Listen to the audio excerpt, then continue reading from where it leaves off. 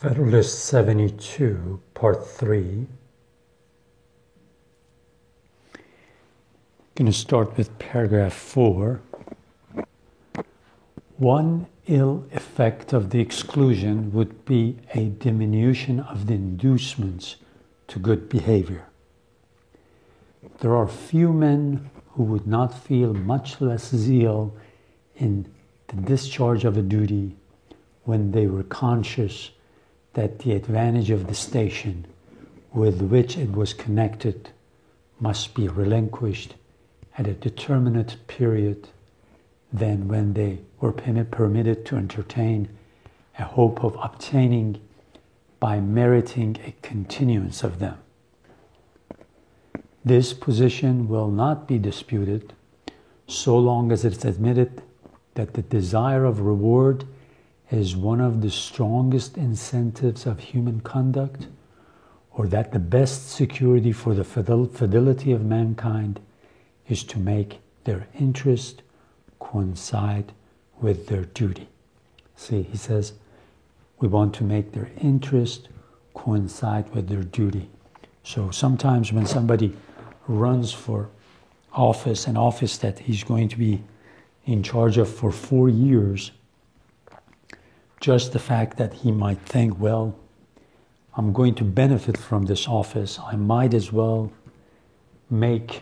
contribute great service to it, do my job right.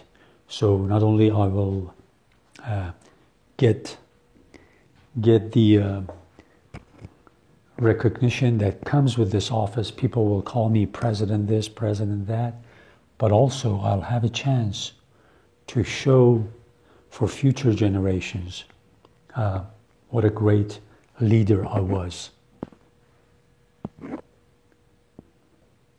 Even the love of fame, the ruling passion of the noblest minds, which would prompt a man to plan and undertake extensive and arduous enterprises for the public benefit, requiring considerable time to mature and perfect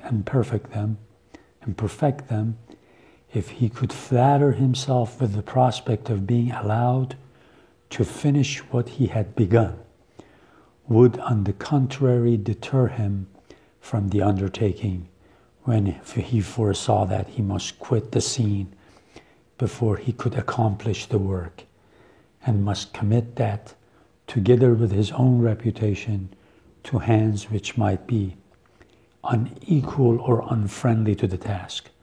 The most to be expected from the generality of men in such a situation is the negative merit of not doing harm instead of the positive merit of doing good.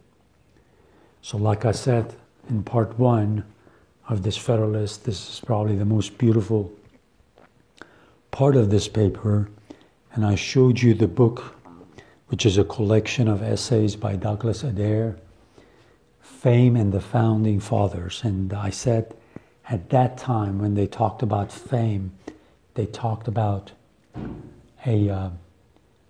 leaving a name behind that future generations would look up to.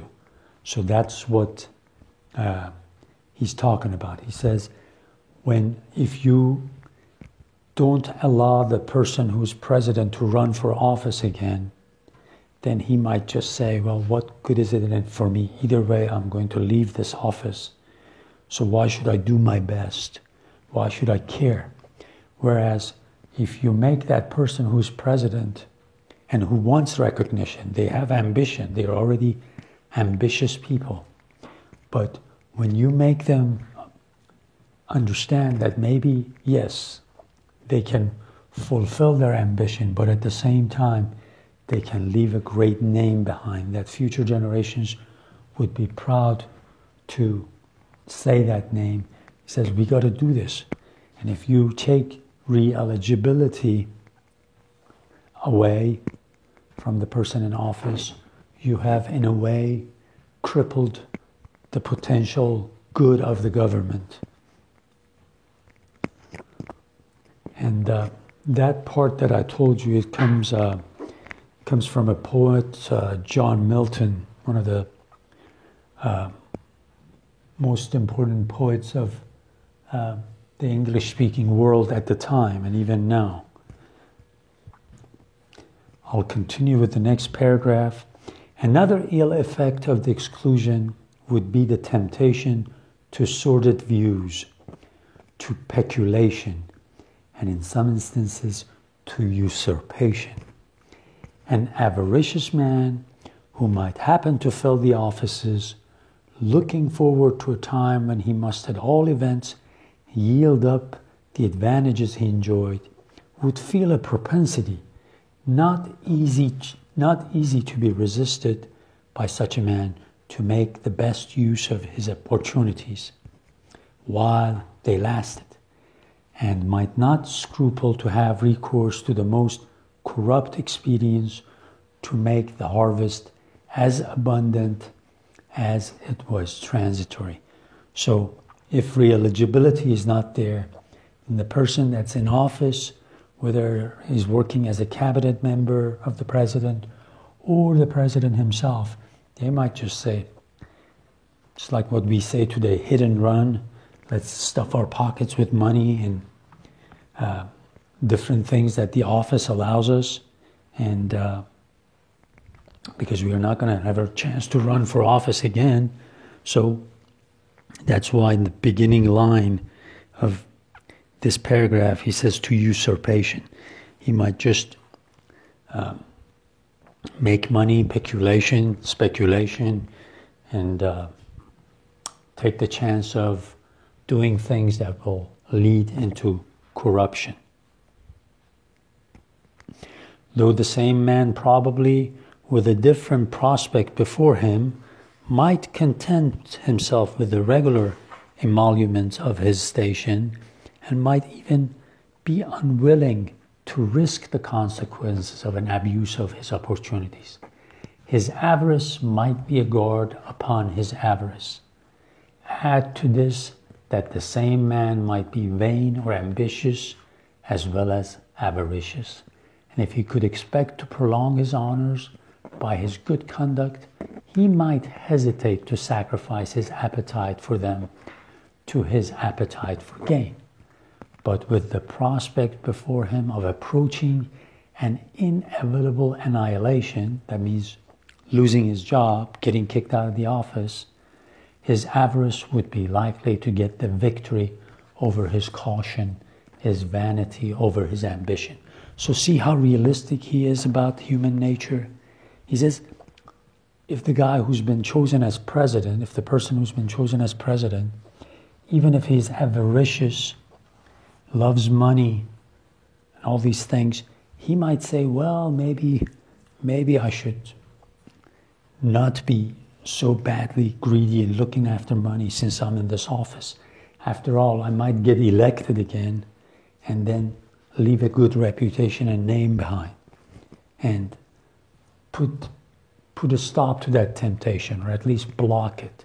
Whereas if that's not the case, it's really easy to have those thoughts and let those thoughts take over your action and then do something that's totally corrupt and really not only do injustice to the society and community and the government just because